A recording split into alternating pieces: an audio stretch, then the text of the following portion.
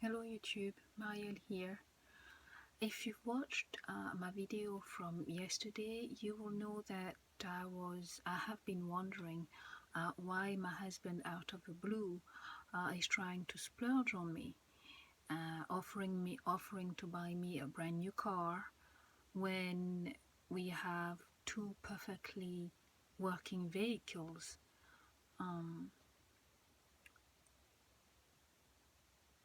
One is completely paid off and the other is going to be paid off in less than 2 months. Also, splurging like that makes no sense because he has been complaining that we have no money, so the whole thing is very suspicious to me.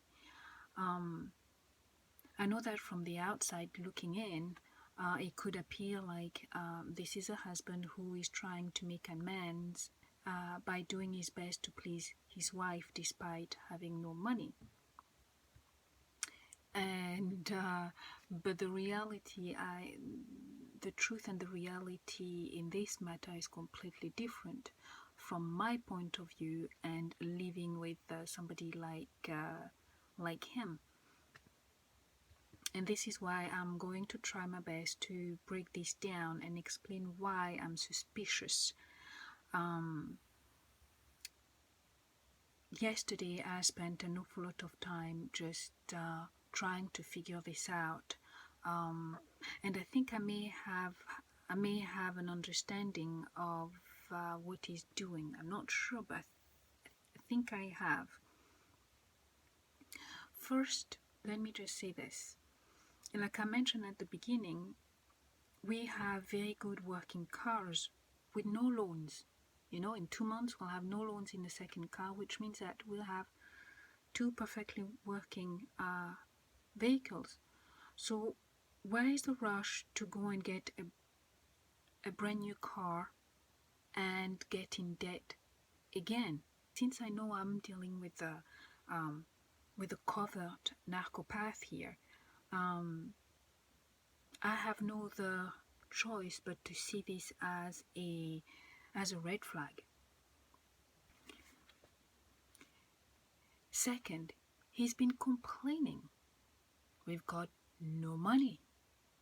So suddenly he wants to buy me those expensive things, brand new car and a scooter or a Vespa or motorbike, one of those little things. But where logically you have to think then, where is the money coming from? Because I know from the account we're sharing, that money isn't there. So again, this is very suspicious. Thirdly, we have a 17-year-old daughter who is going to start her driving license. So she will be able to, I think she'll be able to drive by herself, I think by next summer, by next July or August of next year, 2017. She'll be needing a car and she'll be ready to drive. So keep that in mind, because I think this is part of something bigger here.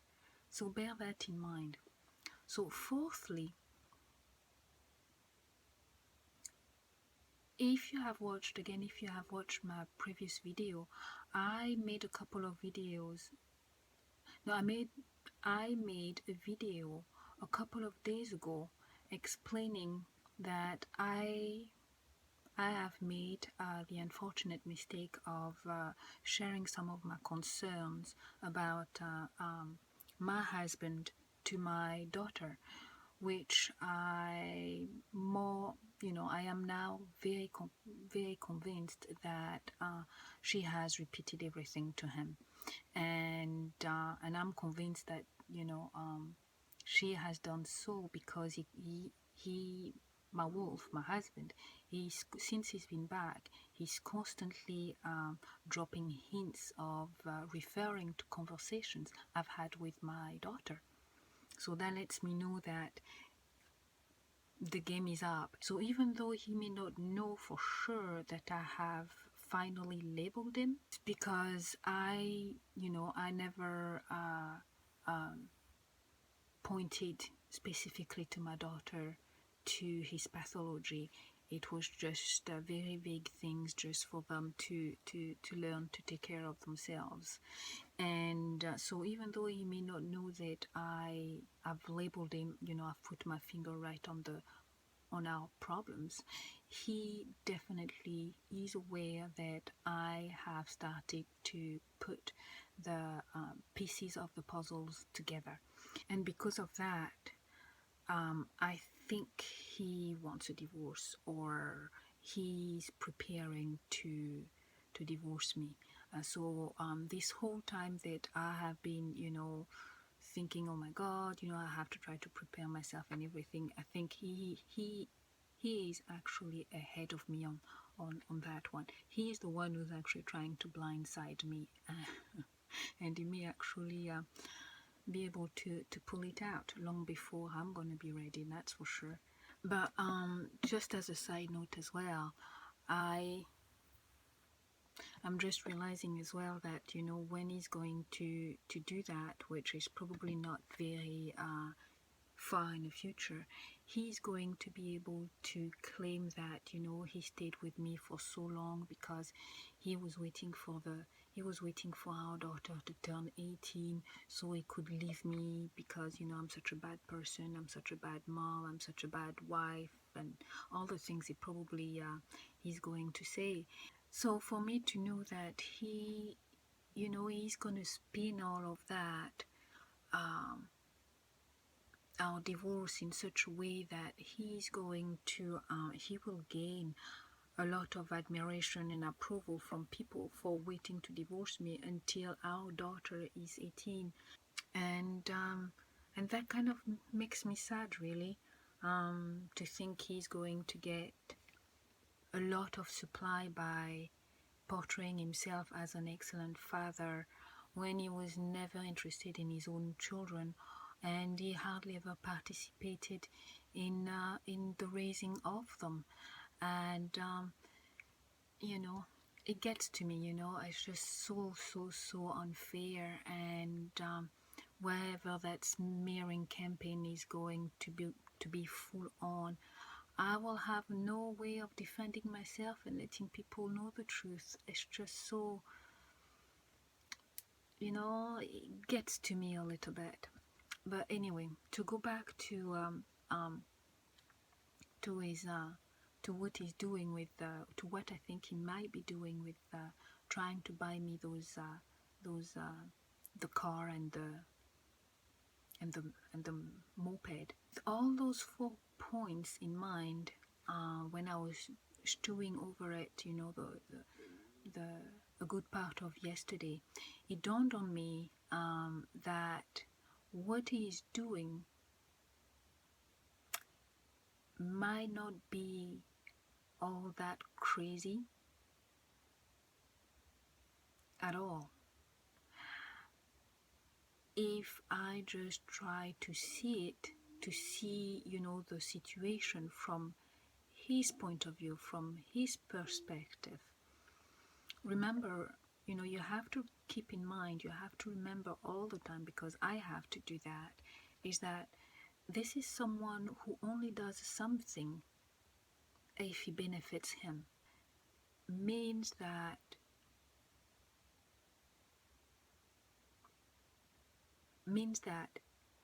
the outcome of whatever he does has to provide him with a narcissistic supply.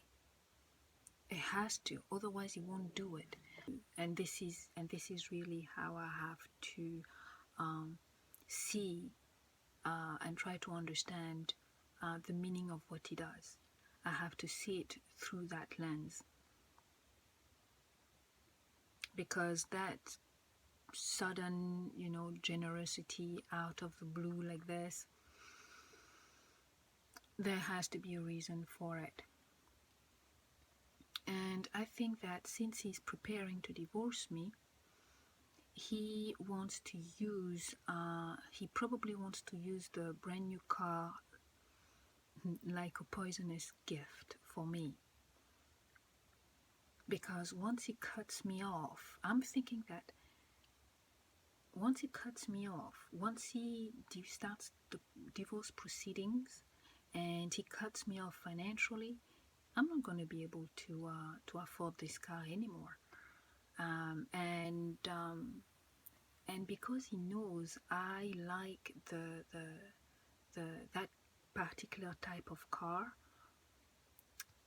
he knows that, you know, once I'm used to driving with it, once I'm comfortable with it and I like it, it'll be very difficult for me to let go of it, which means that, you know, it will hurt a little bit, you know, it'll do something to me, and that's the whole point. He knows it, and that's the whole point, and that's what he's counting on, actually. And another thing as well that I am thinking as well is that that goes along with what I'm saying, is that he, as we spoke, he literally had the whole thing sorted. I mean, he came up with an awful lot of things, like, you know, he already said to me, you know, that he was going to take the car that I am driving at the moment. He's going to take that, he's going to use that, and then he's going to and he's planning on giving his car to our daughter, who is going to be driving soon, once she gets a permit. So by doing that, what I'm actually seeing here, that he is making sure that I don't get hold of those cars that are already being paid for. That by that point, those two cars, both of those cars will be completely paid for, and he doesn't want me to have that. So that I, you know, once I'm stuck and I realize the mess I'm in, you know, financially, or once he divorces me, sorry, I will have no choice. But what I'm trying to say is that what he's probably planning is making sure I don't get hold of those cars, so that so I have no choice, you know. It's a case of I won't be able to it'll be very hard for me to argue not to need an extra car in a household, because he'll be taking my car, his car will be going to the daughter, so I'll need a vehicle. You know, it's not like I'm going to be able to use the scooter all the time. So he's making sure he's pushing me towards buying, accepting that deal. And that's very smart, actually. When he talked about buying the new car, he mentioned something that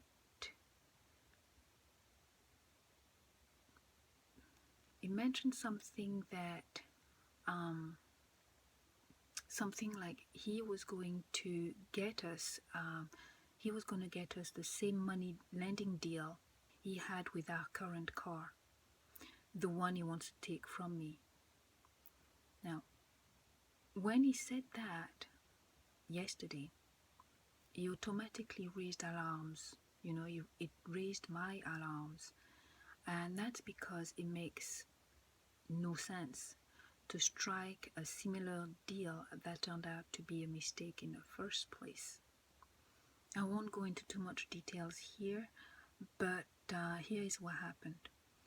Basically, he bought one of our cars second-hand for double the price it was worth. That same car, brand new, has a cost of an average cost of $30,000, and with the deal he made, we ended up paying over $50,000, and that's the deal he's trying to make again, while trying to buy when he's going to buy this brand new car for me.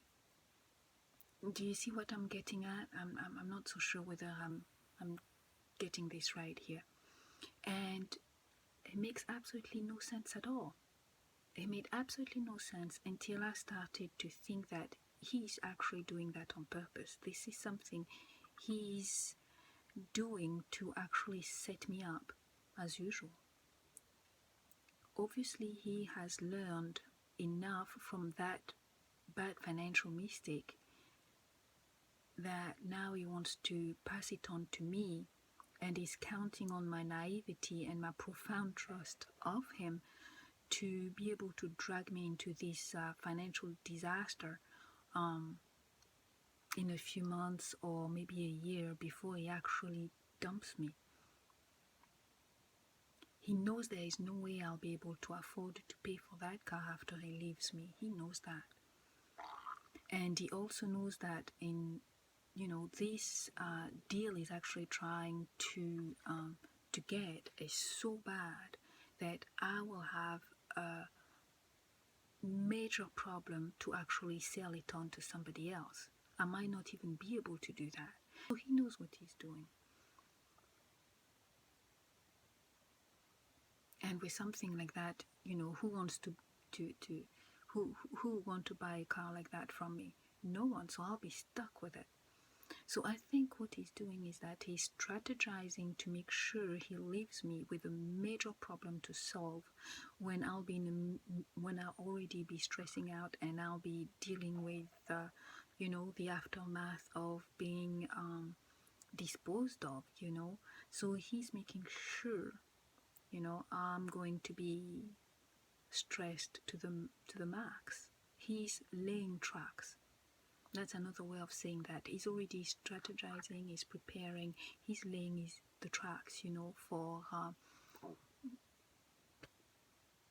for his narcissistic suppliant to make sure I heard. So it's not a case of that he just wants to divorce me, run away, or whatever, and just leave me alone. Oh, no. He wants to make sure that he leaves me with, something else to deal with and to stress over and to hurt over and to feel like I've been really, really screwed really, really well.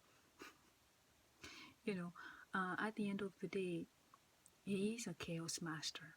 My wolf, truly, he is a chaos master. When I remember all the things that he actually did between me and the children, the stuff that he has done,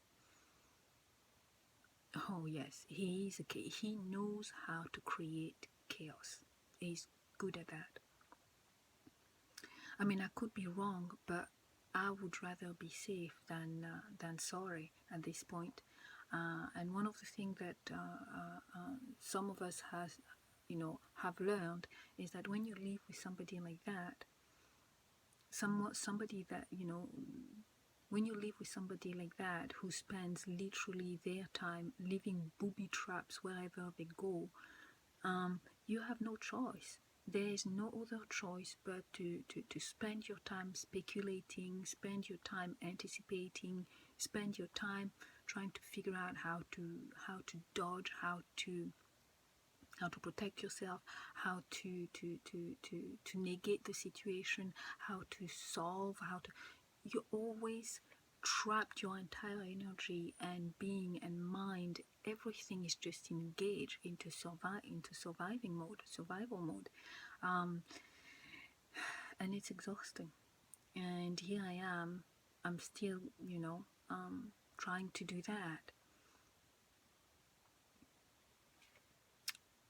So in the meantime, I have to try to figure out how to make this work to my advantage if I can. I have to see whether to, how I can get out of this deal, not accept that car, that poisonous gift, or accept it, but be very vigilant, when we're going to go and make sign the bank loan, or I don't know what I'm going to do, but I'm going to have basically have my eyes here and my eyes here and my eyes here and my eyes there. But anyway, this is already a long video, so I better stop here. And what I would like is, if any of you has a good idea, please comment below. And thank you for your help, thank you for your comment, and I certainly will keep you posted.